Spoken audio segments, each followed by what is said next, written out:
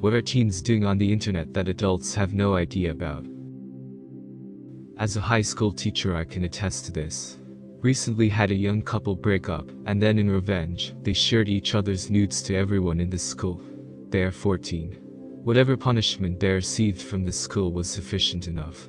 These young adolescents had no idea of the severity of their actions, and I feel the last thing the school wanted to do was set these students up for failure.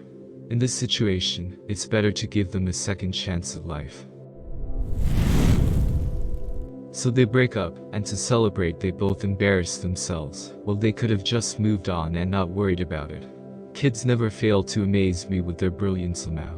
Why do we feed this social custom where we give teenagers all sorts of tools with which to explore their sexuality, which is normal and healthy, and then punish them when they do? It's a phone camera. Of course they're going to use it to take pictures of themselves to share with each other. They're teenagers and they're horny, and it's completely natural and healthy to be a horny teenager. But we criminalize it, and pretend that the kids are somehow the villains. Keep in mind that the only reason they're tempted to share each other's nudes as revenge is because they know it's a great way to wield power over each other in this backwards-ass sex-negative culture. They know that a photo of isn't just a photo of it's a photo of shame, it's a photo of a slut, it's a sign that says punish me for not hiding these from you. What if, when we saw a nude picture, we just saw a nude picture? What if we didn't make inferences about the character of the human inside that body? Why is this something we allow to have power over us? And more importantly, why do we allow our own inability to speak comfortably about our and breasts to affect our kids in such a harmful way? It isn't their fault they're horny. Stop treating them like animals for it. So anyways, when I was about 20, I worked in retail with a girl who, at the time, was only 16. She knew my younger brother and, by extension, me, so we became workplace acquaintances pretty quickly. She eventually became like my workplace little sister, and I was like her workplace older brother. Another conversation of ours, which gave way to a lot of really open conversations. On her end, it was the boys. Oh, the boys this girl encountered. I wasn't surprised that she got so much attention because she was outright gorgeous for a kid her age. Definitely one of those who you can tell right away is going to be a heartbreaker, and she was. Anyways, she got involved with a couple of bad eggs because she liked to accept whoever onto her Snap, and then post bikini pictures on her story. People screen capped her, she never learned her lesson, and sunk deeper into the rabbit hole by sending nudes to her boyfriend who threatened to expose her. Now I don't know what happened with that content, nor do I care. I know she's in a better place now, but back then, that kind of shit destroyed her. She had a lot of issues and wanted something from what she was doing, and wanted to believe the boys wouldn't be so awful about it. I just did my best to comfort her and carry on advice from my then girlfriend to help out. It hurts. One of my friends who, at the time, wanted to be a pastor, ended up losing his faith because of D&D. Sounds silly, but what actually happened is he started a campaign with myself and other friends, and we had a great time. Now and then he'd do pastor stuff like giving talks about Jesus things, and I guess the one day he related to his experiences in leadership, and related being the DM to it. Not sure on the specifics. The church was incensed in 2009 to like seriously. How dare he, a fine upstanding young man, cavort with the devil's D10. It culminated in him needing to provide proof he dissolved the group and gotten rid that sorcerer script known as the Player's Handbook 3.5, or else he'd lose his position as pastor-to-be. It really shook him and was, at 21, his first major conflict with his faith and church, and he didn't know how to reconcile it. Ultimately, it wasn't the final nail in the cross, but looking back it absolutely was the beginning of him going through his crisis of faith, and eventually becoming an atheist. I knew a man a long time ago, whose life ambition was to be a priest. He went to seminary for the training. During the vows of silence, his father died. The church would not let release him from those vows to attend his father's funeral. He left seminary shortly after and enrolled in medical school. His decision was based on an epiphany that the church is a construction that is separate from his faith. His faith was directing him to help others, and he determined that there were other ways to do that outside of the church. He became a psychologist and stayed a devout man of faith, just not within the church. He was one of the most interesting people I have ever known. A good number of video games rarely live up to the game part of the word. Sandbox games, while still full of closed gamified systems, are much closer to digital playgrounds than conventional games. But if all your knowledge of video games is solitaire and digital approximations of real-world sports, this aspect of the media is probably lost on you. If you hear about sleeping with prostitutes and then killing them in a video game, it's not too much of a leap to conclude that that's the game part of this. The closed condition with a win and lose state.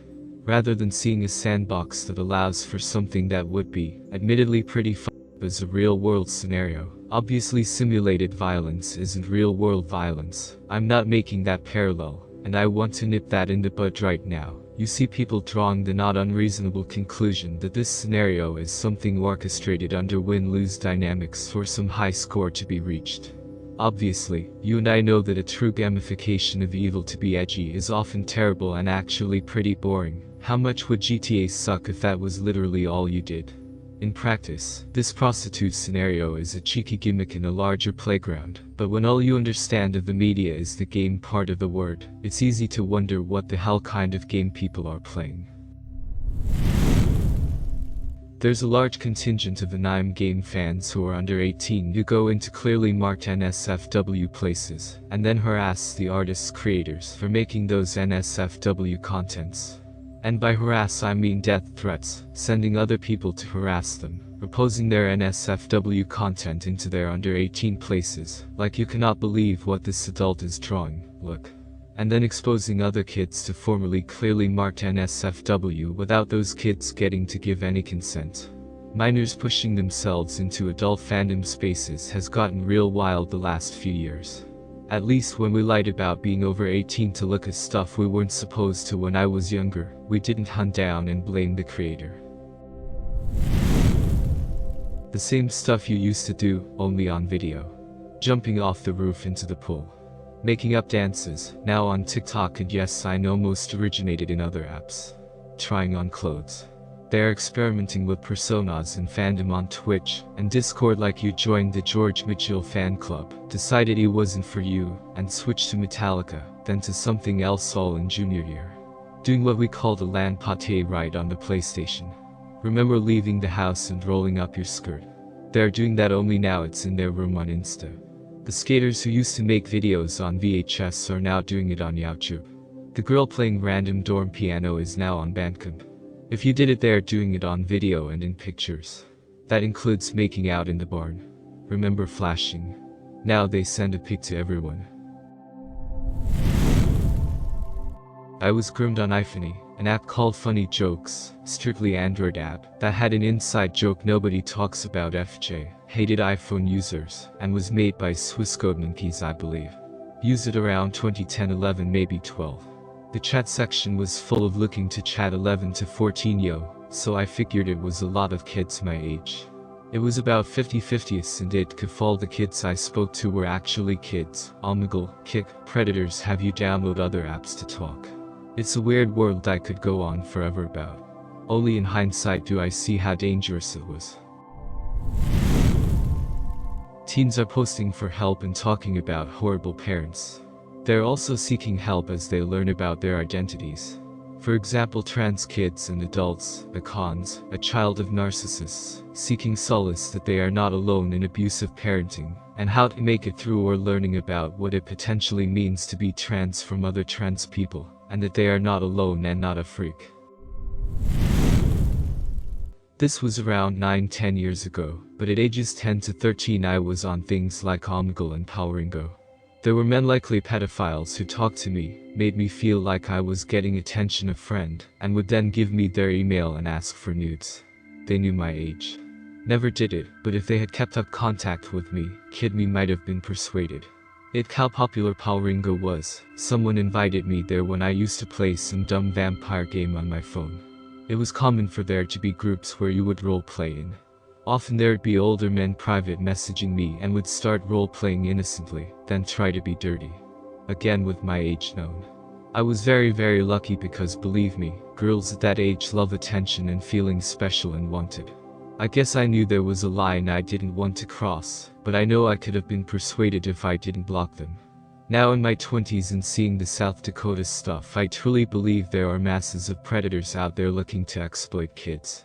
My future children will have their activity monitored till high school.